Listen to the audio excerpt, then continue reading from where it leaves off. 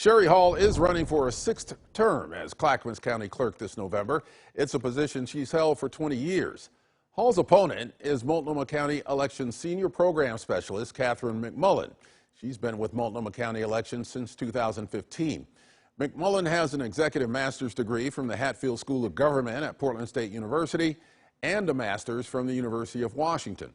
She began her public service career as a public librarian and does live in Clackamas County. Catherine McMullen, welcome to Eye on Northwest Politics. Thank you, Ken. It's so great to be talking with you today. First of all, what is your current job for Multnomah County elections? Yeah, so I have been an elections administrator since 2015, and I'm currently running the campaign finance reform program for Multnomah County, in addition to campaigning. Why are you running for Clackamas County Clerk? Yeah, so I live in Westland in the Willamette neighborhood, and I experience how elections are here as a voter here in Clackamas County. And there's just so much work to be done to make our elections here in our county more secure, transparent, and accurate, and build in more communication with voters and community, and make sure that we do not have these repeated mistakes that we have out of our current clerk's office. What is your take on the current elections issues in Clackamas County? Yeah, I think it comes from a lack of good project management, of competency, and a professionalism.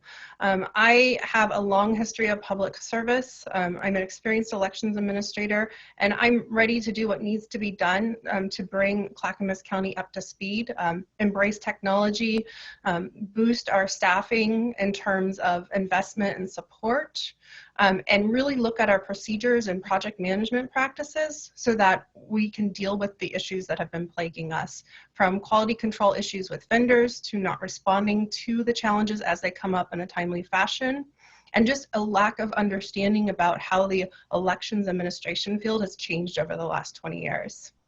What would you do to fix the problems that we encountered in the May primary in Clackamas County with the unreadable barcodes, having to get staff to come in and hand count all those ballots? How could that have been prevented in your opinion? Yeah, so I look at it from both how can we prevent the problem from happening in the first place, and then how can we respond to these significant issues when they come up. In terms of prevention, really looking at our practices and making sure that we have quality control measures in place by election staff and by the vendors that then support the work that we do in every step of the process. So having eyes on those ballots is part of quality control before they go to voters and before they then come back and we see that there's a huge problem with them being able to be read by the scanning machines. And then whenever you get to the point where you have an elections issue that comes up, there's always something small in each election that must be dealt with that's somewhat unexpected. But looking and seeing what your resources are, what the resources are going to be to address the situation. In this case, it was a significant amount of staff time, and building that into the elections calendar so that it's done in a timely fashion, and that voters and candidates, the media and the public still get elections results on election night in a timely, accurate fashion. And then you get those election results every day after until the election is certified. Because that's really why we're here as county clerks, to provide election results and the ballot, the numbers on the ballots as they go. And that's really job number one. Obviously, they currently still have quality control protocols in Clackamas County. So where did it break down from your observation? Yeah, so I'm not currently in the office in Clackamas County, so I could not provide the details. I can only provide what I would have done differently. And we do, as elections administrator, have great support as county clerks from the state level, and things like a vote by mail manual that turns legislative laws into action, and things that we can follow as we make those decisions for our voters.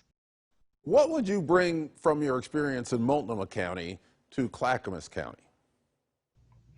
Yeah, so I have a lot of experience working with voters, meeting them where they're at. I started the first voter education and outreach program in the state on the county level. And whenever I did that, I brought my experience working in public libraries and really wanting the voter to be successful with the resources that they have or the decisions that they have to make to choose the best candidates and, yes or no on the measures that works for them. And really building that relationship with voters and with the community again, I think that's something that's been lost, and addressing the communication issues, so that voters feel like they can vote in each and every election if they so choose, including our special elections like the one that we have now on August 23rd. There is so much scrutiny on election integrity these days, especially since the 2020 national election. Does this add more pressure to get elections right on the local level? Yeah, county clerks and elections administrators always want to get the election right on every level. It does add more scrutiny, but it also gives us an opportunity to have those conversations with voters, questions that they might not have had before or might have taken for granted. We have been dealing with election miss, and disinformation on a different level, but as someone who has led communications for an elections office, I'm very familiar with connecting with voters where they are, be it in the street, at the office, on social media, and working through the questions that they have so that they can trust the process on the local, state, and federal level. You mentioned that you started and developed a voter education and outreach program. Why did you start it, and has it been effective?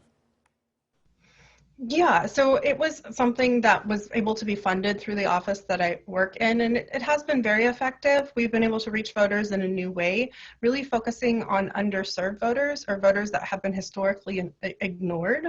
And that's from voters with disabilities to voters whose language is not their first language. And then also veterans and, our Black, Indigenous, and Latinx voters and other voters of color.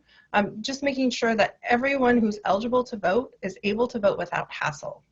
And that was really the goal of the voter education and outreach program, and something that progressively each election has gotten better. How important is transparency in local elections, especially when things go wrong? I think it's critical. I think whenever there is an issue, the first thing you want to do is determine the scope of that and how many voters it affects, and then immediately communicate with those voters, and solve the problem, and then communicate also with the public to let them know that the issue has been solved. County elections clerks historically haven't got much attention, but that is changing in this political climate. Are you comfortable with that? I am comfortable with that. Yeah, I believe that our elections administrators here in the state of Oregon and across the country are heroes of democracy. And I do this job because I know that democracy needs to be done accurately, it needs to be trusted, and it is a-okay that the public is interested in our job. In fact, I like it when the public gets involved and we can bring folks in to become on-call election workers and to help us on election day and help out with specific tasks so that we can all be part of the process and getting the job done. Catherine McMullen, thank you for joining me on Northwest Politics. Thank you, and I'm happy to speak with anyone who has additional questions. I can be reached at clackamasvoice.org. Thank you, Ken. All right, thank you. And we must mention that we did extend an invitation for Sherry Hall to be on this show. She declined.